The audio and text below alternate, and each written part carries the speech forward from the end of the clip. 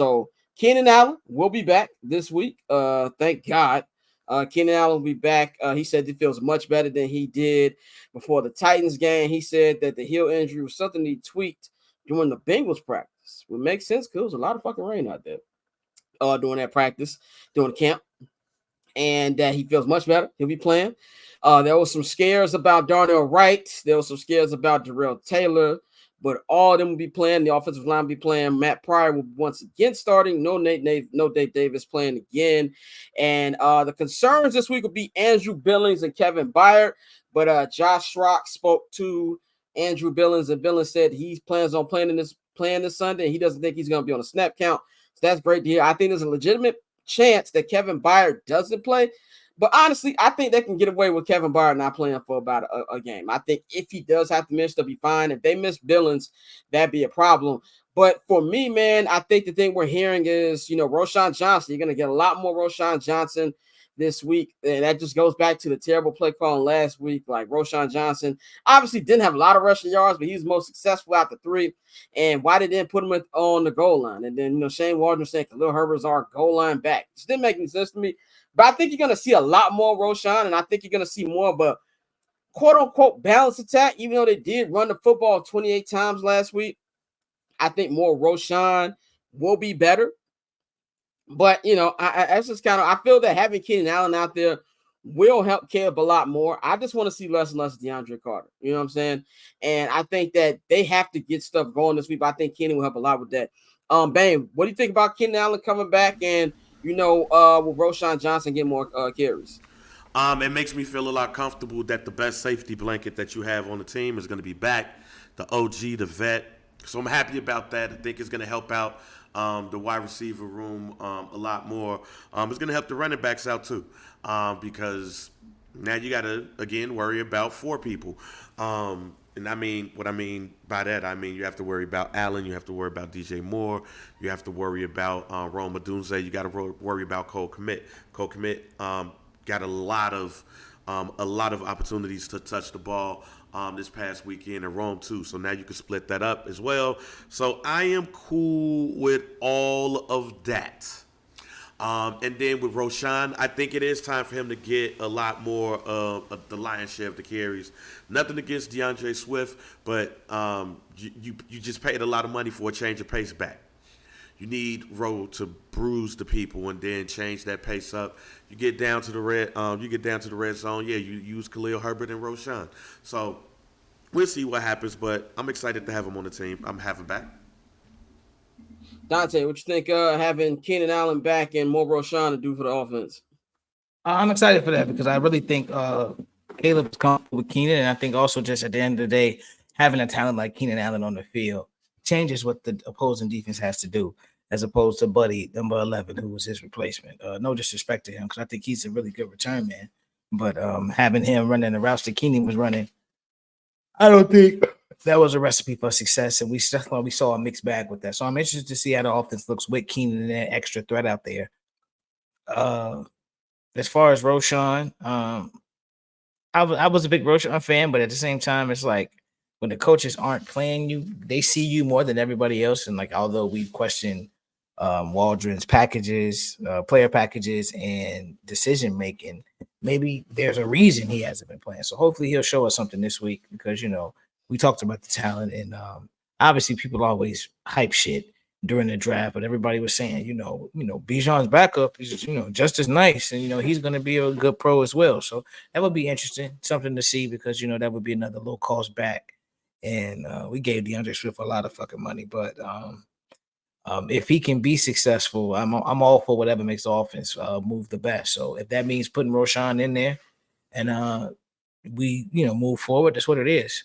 So I think that'll be good, but I think Keenan especially will be good for Caleb because, like we said, they didn't build this offense. They didn't draft Caleb to run the ball. They just didn't. So I'd rather have as many weapons out there as possible and have his three best receivers. Even though Rome is questionable, right? Rome is questionable. He's going to play, though. He practiced in full today. He practiced in full. Well, yeah, so having all of his weapons available to them, I think I really want to see how Waldron can scheme that up. Yeah, I'll say this about DeAndre Swift before we go to our game picks, man. I think that, some some of the problems can be attributed to the offensive line, but I think a lot of that shit's his fault. Like he be running right into the offensive lineman. And there's been a lot of screen passes that the niggas dropped. I'd count about 4 or 5 of them if you look at the first 3 games. So he has to be a lot better. But I think this, obviously, the Bears don't have the offensive line Detroit Lions have. So I'm not trying to make this direct correlation. But I think they should use Roshan and DeAndre Swift the way that the Lions use Jahmyr Gibbs and the way they use Demo. I think that'll help a lot more. You know what I'm saying? Exactly. That's the way it should be used to get the offense better. And use Khalil Herbert more too. Like you got 3 good backs. Just be smarter about it and pick the way you want to use them. Like to sit up here and say, "Oh, we got a designated red zone running back" is stupid. Like it just don't make no sense. Whoever you think is better at the line, you. So and a lot of running backs, I forgot what coach that said this, but you just can't throw them out there for a random play and think this is going to be good. They need to be in the flow of the offense. So I really hope that the plays that Shane Waldron put on the board and the players like, nah, that ain't. I hope all that got figured out, man. So let's go to our game picks. The Bears are a 2.5 point favorite at home because they are at home, and bang, like you said, the 12 p.m. factor, Central Time factor for West Coast teams, and also the Rams are also a 1-2 team, so they are the favorite in this game. I'm not gonna lie, folks, I don't feel good. I've had a bad feeling about this game all week. Now I want to be very clear. My feelings don't mean nothing because I've had good feelings before and them niggas lose. So I don't think my feeling has anything to do with it. I think that my feeling is just my feeling. But I think that this week I just can't, in good faith, pick the Bears with the way the offense looks, the way it's been looking. I have to see it before I pick him. And I think that this Rams team, they're not going to be a show. Like, I don't think they're going to go crazy. First of all, they ain't going crazy offensively on any team. And we just know this Bears defense is a really, really good unit. I don't care how good the second era of Matthew Stafford is.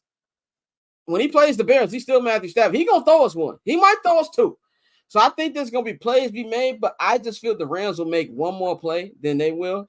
And I got the Bears. I got the Rams winning 21-14. That's my favorite. My final score, and I don't think it'll be a fun couple days on Bears Twitter. But like I said, my feeling don't mean anything because I had a good feeling last week and they lost, so that doesn't mean anything. But I got the Bears losing this week. Bang, what's your pick? How you got this Sunday going? Oh, man, I feel a lot differently. I think this is going to be a wake-up game. Not only do I believe this is going to be a wake-up game, I think this is going to be a game that really kind of allows us to breathe. Because it's a big win, because it's a tiebreaker win, and it's a win against Sean McVay. So I have the Bears winning 21-17, and this starts a little bit of a mini streak for us. Dante, shoot, what you got? I picked them every week. Obviously, it's foolish of me, but I'm gonna go 17-14. Like, I hate to say it, but I think it looks better. But Bears or Rams? Bears. I think it looks better, but I don't think the Bears put that many points on the board. I just don't. I'm going back to how we've been for years. They got to show me. Until they show me, then I just don't believe it. So I'm gonna go 17-14 Bears. So cool.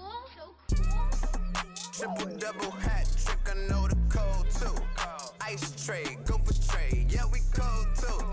Getting paper on these player haters, old news. Money on the other line, so I'm not gonna hold you. Money on the other line, so I'm not gonna hold you. Money on the other line, so I'm not gonna hold you. Money on the other line.